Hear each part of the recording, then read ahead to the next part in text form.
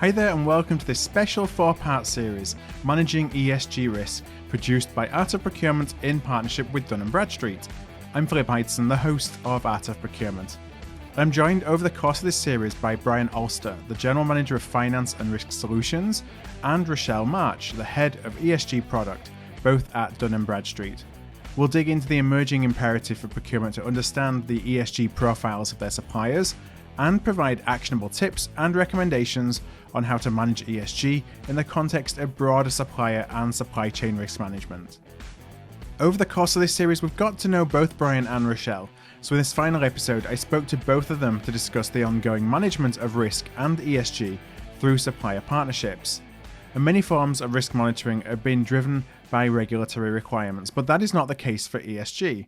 So in my first question, I asked Brian what he sees as being the impetus for companies to take ESG more seriously in their risk profiling. Yeah, ESG is really coming to the forefront in a unique way. Like you mentioned, other types of risk have been driven predominantly by regulators around the world, such as AML, KYC, OFAC. But ESG is different. ESG has had a groundswell from really shareholders, customers, and the C-suite. And we're seeing it first and foremost from customers and shareholders that are demanding that companies that they buy from, that they invest in, are ethical and have sustainable policies and processes, and are contributing in more ways than just the bottom line to society and the world around them. And that groundswell from shareholders and customers has really been heard at the top of the house. So C-suites, folks sitting in the C-suites are really making decisions to push this down in their culture, and they're recognizing that it's creating greater employee satisfaction. There's dozens of surveys that have come out that show that employees tend to enjoy working for companies that do good, and don't do good just by their profit bottom line for shareholders, but also do good for the world. It's been really interesting to see this push from, you say, kind of stakeholders, shareholders, customers, and how that has really focused a lot of organizations around these ESG initiatives. Because, as procurement professionals, I think we've been trying to make the case for these for a long time internally, and sometimes, successfully and sometimes on deaf ears. And the last 6 months particularly, and I'm sure you've seen the same, there's been a real uptick in importance that's been driven and meaningful. It's change that organizations want to make to take ESG more seriously. Absolutely. Now, Rochelle, as we know from talking to you throughout this series, you're really heavily involved in ESG. And I want to ask you about, if you're seeing things in terms of, the term greenwashing, which is really kind of a process of conveying a false impression or providing misleading information around a company's initiatives. And oftentimes that's unintentional, sometimes intentional, but oftentimes unintentional. I just wonder if that's something that you're seeing on the ground in terms of ESG and perhaps in the absence of some widely accepted standards. Sure, yeah, definitely. So, greenwashing. So basically saying something is sustainable or green or good for society when questionably it may not be, has been around forever, right? It's that kind of appealing to people's emotions or values in a certain way. And it's definitely a something that's gotten a lot more scrutiny recently because ESG has started to be taken much more seriously, as Brian was talking about. It's also attracting a lot of money and capital. Last year, more bonds were underwritten for ESG and sustainability than for the fossil fuel industry. So you're starting to see a real switch, in terms of what's getting the focus. So anytime that happens, you're going to find people trying to ride that wave. Oh, I would like to attract that capital. Oh, I would like to get this RFP. And, I maybe haven't ever been interested in doing anything about emissions or community involvement or anything, but all of a sudden it behooves me to consider those things so I can be, part of more preferred for different elements. So there's definitely greenwashing out there. The problem is ESG is so broad and often very values dependent, which can be very diverse in terms of what people are, preferring, what is their priority, and so on. That it's very hard to validate some of these claims or take some of them even seriously at times. But you do see a increase in the scrutiny, as I mentioned, and also the judgment in this. So, for example, recently there was a SEC investigation of DWS, the asset management firm of Deutsche Bank, for greenwashing, for saying that many of their funds were sustainably oriented. When you dig into it, they may not be. So I think what you're going to see in the future is more of a standardization and a clear-cut metrics or guidelines of what is considered to be green or ESG or sustainable and what is not. But we're still kind of in that fuzzy period where something could easily be greenwashed, and sometimes it's easy to determine that it is, and sometimes it's honestly pretty hard to know that. Yeah, as a procurement professional, are the things that they can do in this interim period, like any guidance or advice of how to weed out those organizations where it's possible? As you say, sometimes it's not even possible, but things to look for, red flags, or anything really that can be done to help at least inform the decisions on whether someone's claims can stand up to scrutiny. Definitely. There's a couple rules I think that are nice to think of. So one is, does this company have an inherently sustainable or unsustainable business model?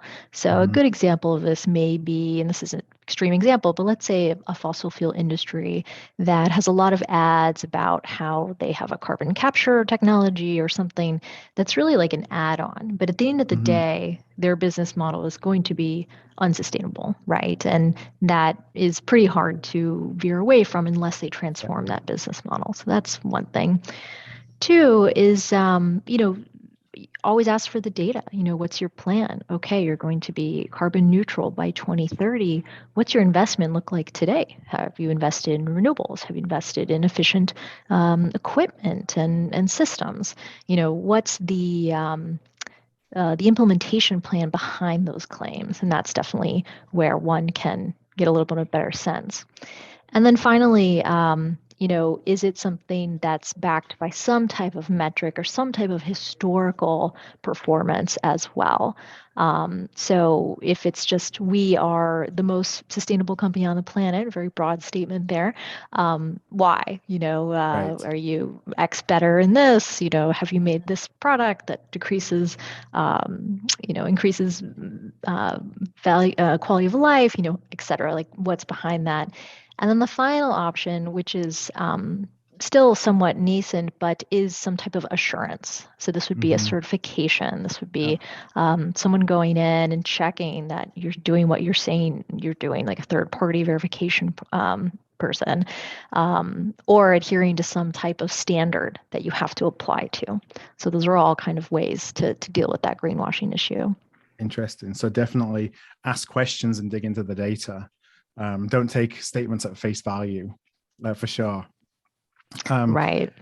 And I kind of want to follow up. We talked a little bit that ESG initiatives are becoming, more front and center for a number of organizations in their C-suite, but that's not necessarily the case for all organizations. And so I just wonder if there's any advice that you would give for procurement professionals of how to kind of engage the C-suite in conversations about ESG, where perhaps they're not thinking that their organization are perhaps doing the things that they could be doing. Sure. Yeah, definitely. So I think, it's all about understanding what's possible for your company and what also aligns with the company's values and culture, products and services, and so on. And then setting up plans along with targets and goals of how you want to make those elements more sustainable or more equitable or more adherence to certain regulation that's coming out, where you just need to track these types of things. And then, up to the C-suite, it's really, why is this business critical? It's business critical because, as I mentioned, regulations coming out. As Yeah. Brian mentioned, this is a great attraction and retention strategy among employees.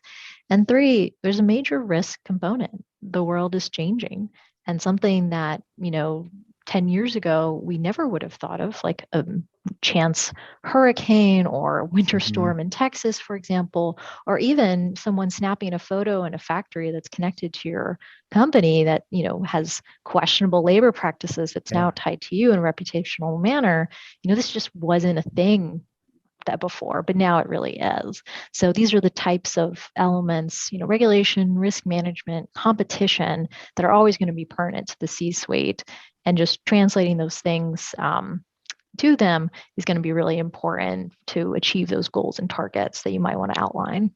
I think that Rochelle's last point is really critical for procurement professionals and executives to understand. There is a greater impact that ESG related initiatives are having on brand reputation and brand risk. And as those reputation risks increase, it is more and more important that procurement organizations around the world are starting to factor those risks into their overall risk profile of companies that they're onboarding. It should be equally as important as compliance risk, credit and financial risk, cyber risk. It's just another way that a company can be negatively impacted, and it's important to be that they understand it has to be part of the onboarding process. Yeah, that has a financial impact too. Even when we talk about brand and reputational risk, it's one of those things that sometimes it's hard to quantify, but when you look at the balance sheet and there's goodwill, line item for goodwill on there, or investor decisions, as Rochelle, you're talking about, bonds being raised for ESG initiatives. The financial industry, folks who are very heavily involved in financial company valuations, these things matter, and they impact you in a positive, but also a very negative way if you have a reputational hit because of them. Absolutely. I think Warren Buffett said it best. It takes years to build a brand. It takes minutes to tear it down.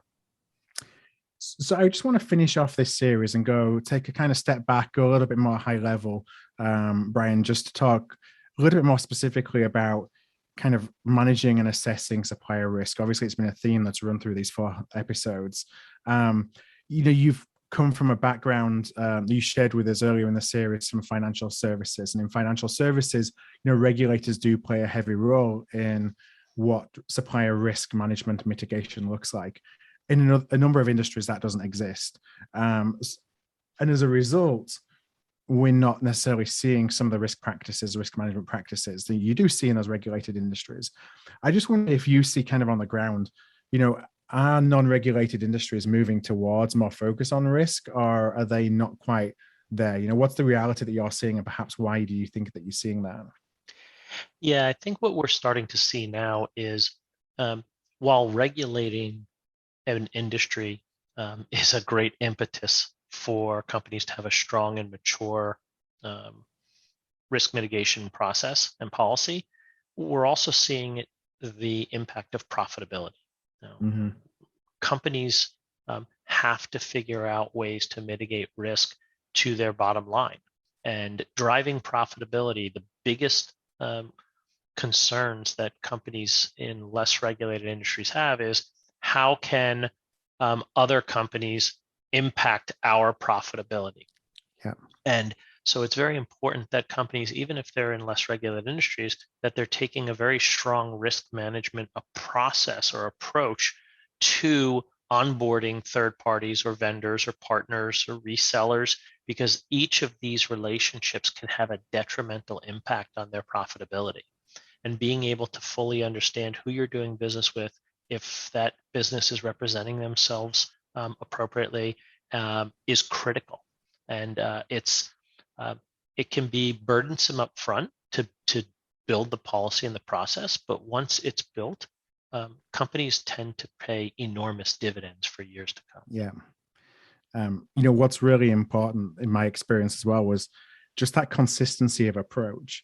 That consistency approach may only be, the first 3 or 4 questions you ask to ascertain whether there's risk that exists in a level or there's a potential for risk that you want to go and dig deeper into it. So it doesn't have to be burdensome, but having that consistent process gives you kind of that checkpoint, so you can have confidence that there's not something out there that just went completely under the radar and unscrutinized, which is where a lot of the biggest risks come from. Absolutely. Completely agree. Now, and the last question, just to wrap up, as we talk about these risk assessments, I think for those that don't have any kind of formal risk assessment process in place, just any thoughts that you may have on how you can, think about a risk assessment process in a way that actually drives action, as opposed to, just gathering information for the sake of gathering information.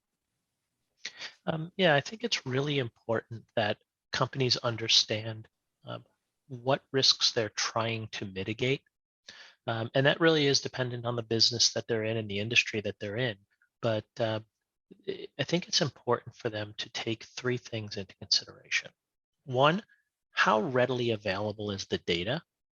And is that, number 2, is that data verifiable or self-reported? And then the third and most important is the data actionable?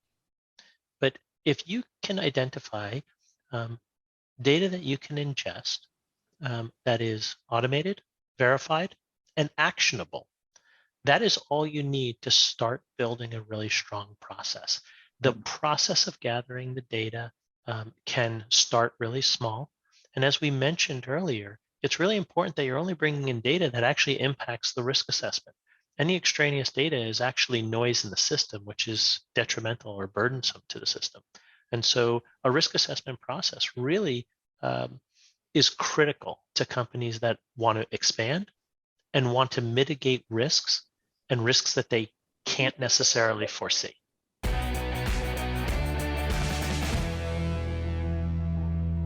Thanks for listening to Managing Supplier ESG Risk, a special series from Art of Procurement and Dun Bradstreet. To listen to all 4 episodes in this series, go to artofprocurement.com/ESG Risk. That's artofprocurement.com/ESG Risk.